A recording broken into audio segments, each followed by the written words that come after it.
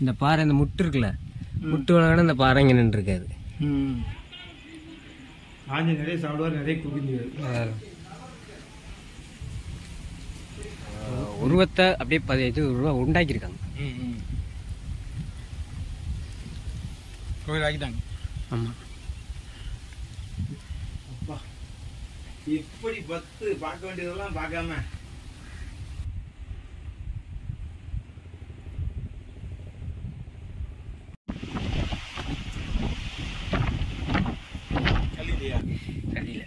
கல்லி காஞ்சிட்டு அவன் என்ன கையும் கை ஒழுகிற தண்ணி கட்டுறதை தாண்டி இதில் வருது. பாறை தம்பி, பாறைக்கு மேலே அப்படியே இந்த கல்லுக்கு இது ஒட்டு ஒட்டு இது அதில் நிற்கல, கசிஞ்சு அப்படியே அடியில் கூட கசிஞ்சு வருது. காக்கா குருவி அதெல்லாம் இருக்கும். பறந்து வந்து உட்காந்துட்டு போடுற பொங்கலையும் முடியாத வரை நின்றுட்டு அவனை பார்த்துட்டு இருக்காங்க.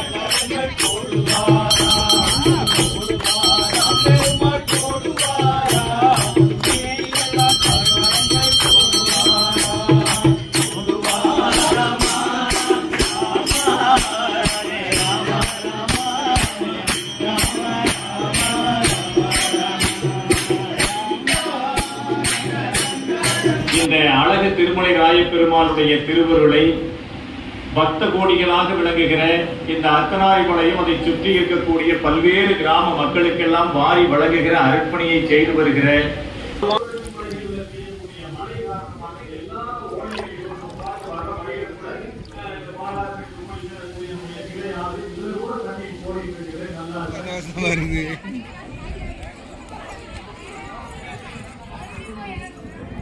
மேகம் கருமேகம் கரெக்டாக சூழ்ந்து வருது. வயிறு வைக்க தம்பி ஃப்ரீ ஆயிடுச்சா?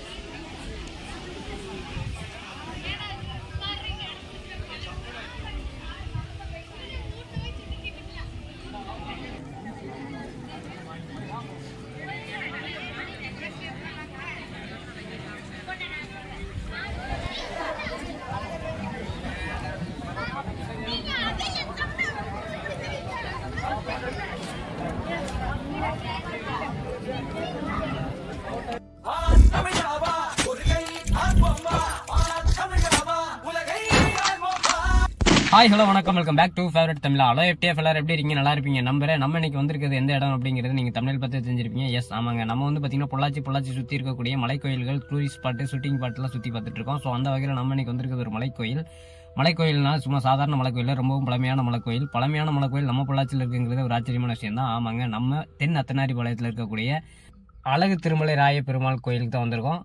ஸோ ரொம்பவும் பழமையான கோயில், 12ஆம் நூற்றாண்டில் திருமலை நாயக்கர்கள் மன்னர்களால் கட்டப்பட்டது அப்படிங்கிறது வரலாறு. ஸோ அப்பேற்பட்ட கோயிலுக்கு நம்ம வந்திருக்கோம். ஸோ நம்ம மலைக்கு ஏறி போய் நம்ம சாமி தரிசனம் பண்ணுறதுக்கு முன்னாடி கீழே அடிவாரத்தில் விநாயக பெருமானும் கருட பகவானும் இருக்காங்க. ஸோ அவங்கள வணங்கிட்டு அப்படியே படியேற ஸ்டார்ட் பண்ணிடலாம்.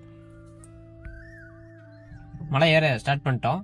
நம்ம இப்போ போக போகிற மலைக்கு வந்து பார்த்தீங்கன்னா வர்றதுக்கு பொள்ளாச்சியிலேருந்து உடுமலைப்பேட்டையிலேருந்து 2 இடத்துலேருந்து வரலாம். இந்த மலைக்கு வந்து பார்த்தீங்கன்னா பொள்ளாச்சிலேருந்து வர்றீங்க அப்படின்னா அத்தனாரிபாளையம் அப்படிங்கிற பஸ், அதாவது பார்த்தீங்கன்னா நம்பர் 27ங்கிற பஸ்ஸில் ஏறினீங்கன்னா இந்த மலைக்கு வந்துடலாம். இந்த மலை வந்து பார்த்தீங்கன்னா மேற்கு தொடர்ச்சி மலையில் ஒரு சின்ன ஒரு பாகமாக தான் இருக்குது. ஸோ இந்த மலை வந்து ஒரு சின்ன மலை.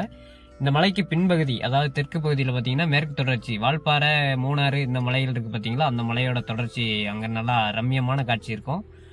காலை நேரத்தில் வந்தீங்கன்னா இந்த மலையெல்லாம் பார்க்குறதுக்கு ரொம்ப அருமையாக இருக்கும், அழகாகவும் இருக்கும். வெயில் நேரத்தில் வந்து ஏறும்போது பார்த்தீங்கன்னா ரொம்ப கஷ்டமாக இருக்கும், நின்று வர்ற மாதிரி இருக்கும். அங்கங்கே நிழல் குடைகளும் இருக்குது. மொத்தம் வந்து பார்த்தீங்கன்னா இதில் 1000 படிகள் இருக்கிறதா சொல்கிறாங்க. எல்லாமே பாறைகளை குடஞ்சி வெட்டி அப்படி படிகள் தான், எதுவுமே சிமெண்ட் இந்த மாதிரி போட்டு கட்டலை. இப்போ வந்து பார்த்தீங்கன்னா கொஞ்சம் காலமாக தான் இந்த சைடில் கைப்பிடியெல்லாம் போட்டு இப்போ கொஞ்சம் அதிகப்படியான பக்தர்கள் வர நிழல் குடைகள்லாம் நிறைய கட்டி பராமரிப்பு செலவுகள்லாம் நிறைய பண்ணியிருக்காங்க. பீஸ்ஃபுல்லாக இருக்கும். மேற்கு தொடர்ச்சி மலைகள் இங்கேருந்து பார்த்தீங்கன்னா மேற்கு தொடர்ச்சி மலையோட முழு தோற்றமும் அழகும் தெரியும்.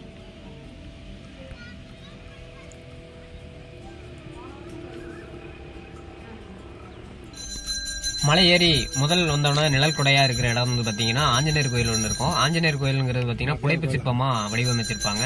ரொம்பவுமே ரம்மியமான காட்சியில இருக்கும். ஆஞ்சநேயர் வந்து வணங்கிட்டு அப்படியே நம்ம மலை ஏற ஸ்டார்ட் பண்ணிடலாம். அங்க உங்களுக்கு ஓய்வு எடுக்கணும் அப்படின்னாலும் ஓய்வு எடுத்துக்கலாம். நல்ல ஒரு நிழல் கொடை, அங்க ஒரு நல்லா ஒரு ரெஸ்ட் எடுக்கிற மாதிரி ஒரு ஏரியாவா இருக்கு. உள்ளவங்க தான் வரணும், வயசானவங்களும் வர முடியாது அப்படிங்கறதெல்லாம் கிடையாது. யார் வேணாலும் வரலாம். அங்கங்க நின்று போற மாதிரி நிழல் கொடைகளும் நிறைய வச்சிருக்காங்க. கைப்பிடிச்சு போறதுக்கு நல்ல சைடெல்லாம் கைப்பிடியும் அமைச்சிருக்காங்க.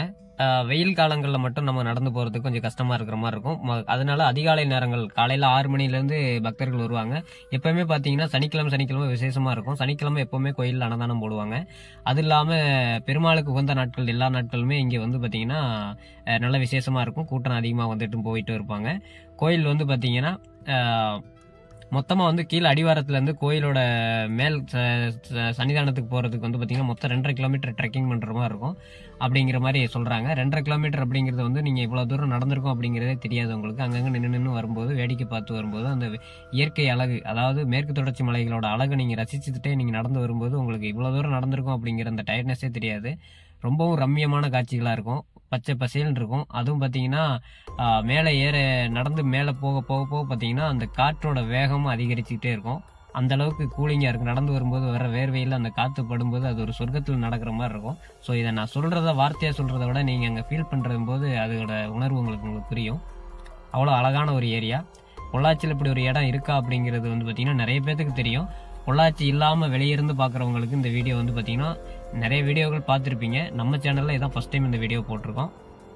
மலை ஏற ஆரம்பிச்சு நம்ம 2வது நிழல் கொடைக்கிட்ட வந்துட்டோம். இங்க வந்து பாத்தீங்கன்னா அங்கங்க செவுத்துல வந்து பாத்தீங்கன்னா திருமங்கை ஆழ்வாரோட பாடல்கள்லாம் எழுதி அப்படியே எழுதியிருக்காங்க. ஏன் இதை எழுதியிருக்காங்க அப்படின்னா, நான் வர்றது இதுக்கு முன்னாடி வரும்போது பாத்தீங்கன்னா இந்த ஆழ்வார்களோட பாடல்கள்லாம் அங்கே எழுதாம இருந்தது. அப்போ வந்து பாத்தீங்கன்னா எல்லாரும் வர்றவங்க போறவங்களாம் பேருலாம் கிறுக்கி வச்சுட்டு இருந்தாங்க. ஸோ அதனால வந்து அங்கே ஆழ்வாரோட பேர் எழுதி வச்சிருந்தாங்க.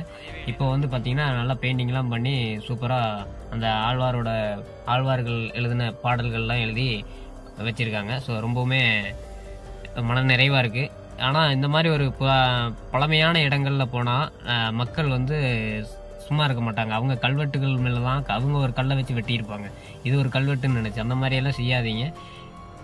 இயற்கையை அது எப்படி இருக்கோ அதை அப்படியே பார்த்து ரசிச்சுட்டு வர்றதுதான் நமக்கு நல்லது. நம்ம அதை எதையுமே ஆல்ட்ரேஷன் பண்றதுக்கு நமக்கு அங்கே வேலையும் கிடையாது, செய்யவும் கூடாது. ஸோ இது வந்து ஒரு கருத்தா வச்சுக்கோங்க. அதாவது வந்து ஒரு வேண்டுகோளா கூட நினைச்சுக்கோங்க. எந்த ஒரு பிளாஸ்டிக் பொருளும் அங்கே கொண்டு போனீங்கன்னா அங்கேருந்து திருப்பி கொண்டாந்துருங்க. நீங்கள் மேலே கொண்டு போகும்போதே முடிஞ்ச அளவுக்கு தவிர்க்க முடியாத பொருட்களை மட்டும் மேலே கொண்டு போங்க. இல்லை இது கொண்டே போயாகணும் அப்படிங்கிற பொருளை மட்டும் மேலே கொண்டு போங்க. கொண்டு போனாலும் அது ரிட்டர்ன் திருப்பி கொண்டு வந்துருங்க. உங்கள் கையோட நீங்களே கொண்டு வந்துருங்க.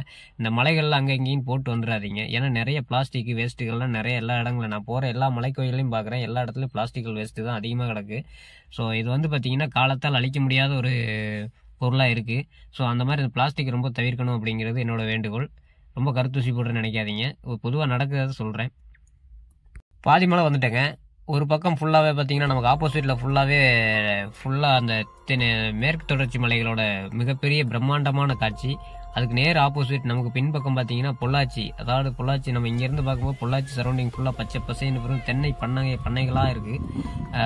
ரொம்ப அழகான காட்சியாக இருக்குது. நல்ல க்ரீனிஷாக. இது காலையில் நேரத்தில் வரும்போது சன் ரைஸ் ஆகும்போது அப்படி வரும்போது அப்படியே கலரே வேறு லெவலில் இருக்குங்க. நம்ம போயிட்டு இருக்க இந்த மலைக்கோயிலில் வரலாறு சிறப்பு மட்டும் இல்லாமல் வேற என்ன சிறப்பு இருக்கு அப்படின்னு பார்த்தீங்கன்னா, நம்ம எல்லா கோயில்கள்லையும் இருக்கக்கூடிய பெருமாள் கோயில்ல எல்லாம் பார்த்தீங்கன்னா பெருமாள் மீசை இல்லாமல் தான் இருக்கிற மாதிரி நம்ம பார்த்துருப்போம். சிலைகள்லாம் அப்படி தான் வடிவமைச்சிருப்பாங்க. ஆனால் இந்த கோயில் வந்து ரொம்ப பழமையான கோயிலாக இருந்தாலும் அந்த கோயிலில் வந்து பார்த்தீங்கன்னா பெருமாள் சிலையை விட இந்த சிலை வந்து கொஞ்சம் வித்தியாசமாகவும் சிறப்பம்சம் என்னன்னு கேட்டிங்கன்னா முறுக்கு மீசை வச்சிருக்கிற மாதிரி அழகு திருமலை ராய பெருமாள் வந்து வடிவமைப்பட்டிருப்பாரு. ஸோ அது ஒரு சிறப்பம்சமாக கருதப்படுது. கல்வெட்டில் எப்படி போதும்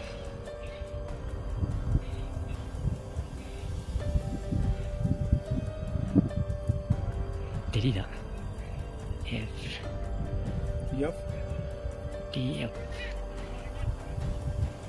மலை ஏறி வந்துட்டாங்க. கோயில் அப்படியே பிரகாரம் சுற்றிட்டு அப்படியே போய் சாமி தரிசனம் பார்த்துட வேண்டியதுதான். இன்னைக்கு நல்ல விசேஷ நாள் அப்படிங்கிறதுனால நிறைய பக்தர்கள் வந்திருக்கிறாங்க. நம்மளும் வந்திருக்கோம் அப்படிங்கிறது ரொம்ப நல்ல விஷயமா தெரியுது. ஸோ அப்படியே அவங்க கூட சேர்ந்து சாமியெல்லாம் கும்பிட்டு அப்படியே நம்ம அடுத்துக்கிட்டதை உங்களுக்கு வீடியோ காட்டுறேன்.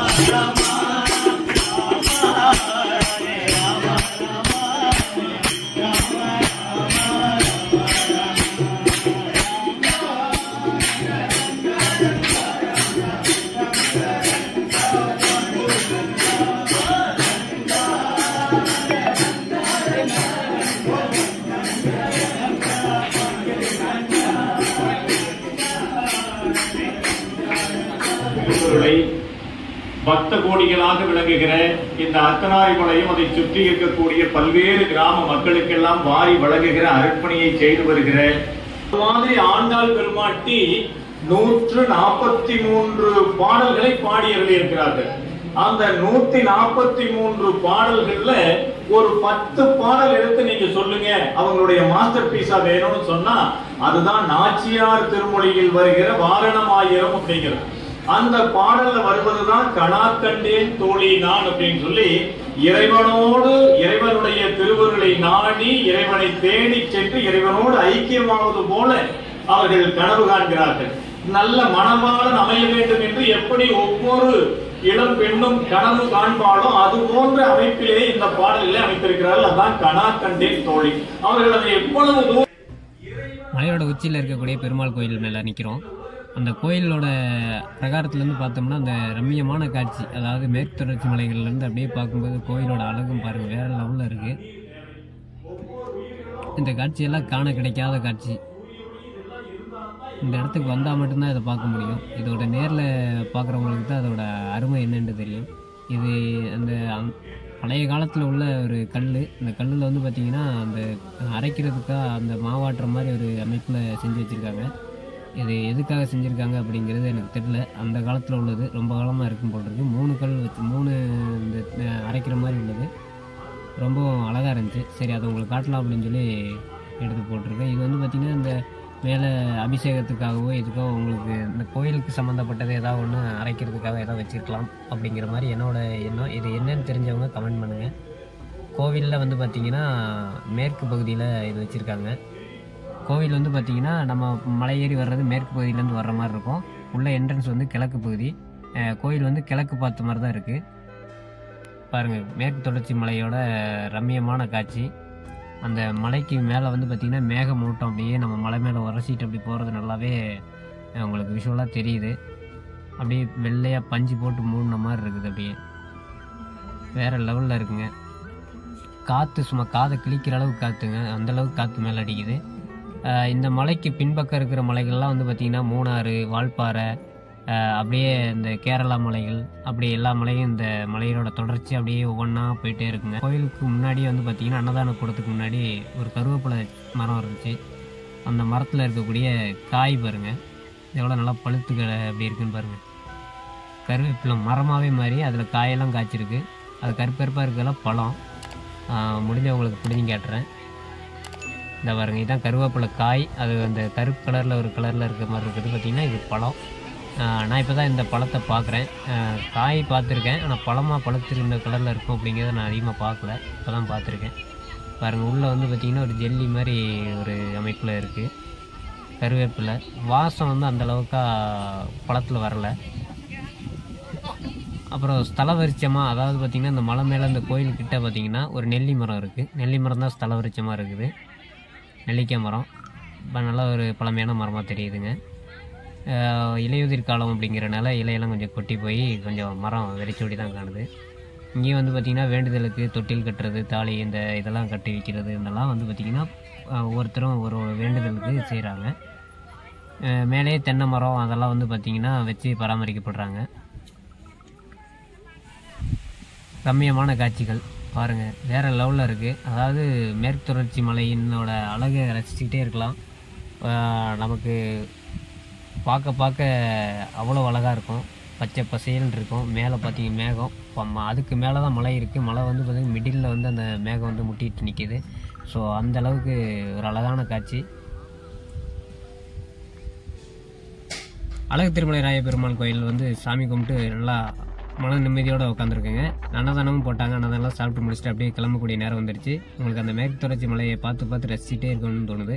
ஸோ அப்படியே நம்ம இந்த வீடியோ இதோட எண்ட் பண்ணிக்கலாம். இந்த வீடியோ உங்களுக்கு பிடிச்சிருக்கும் நம்புறேன். பிடிச்சிருந்தா இந்த வீடியோக்கு ஒரு லைக்னு கொடுத்துருங்க. நம்ம சேனலை சப்ஸ்கிரைப் பண்ணால் பார்க்குறவங்க மறக்காம சப்ஸ்கிரைப் பண்ணி கூட இருக்க பெல் பட்டனை கிளிக் பண்ணிக்கோங்க. அப்போ தான் நம்ம போடுற அடுத்தடுத்த வீடியோ உங்களுக்கு கண்டினியூ நோட்டிஃபிகேஷன் வரும். இன்னொரு இன்ட்ரெஸ்டிங்கான வீடியோவில் உங்களை சந்திக்கிறேன். அது வரைக்கும் உங்களிடமிருந்து விடைபெறுகிறேன். தேங்க்ஸ் ஃபார் வாட்சிங். பாய் FTF.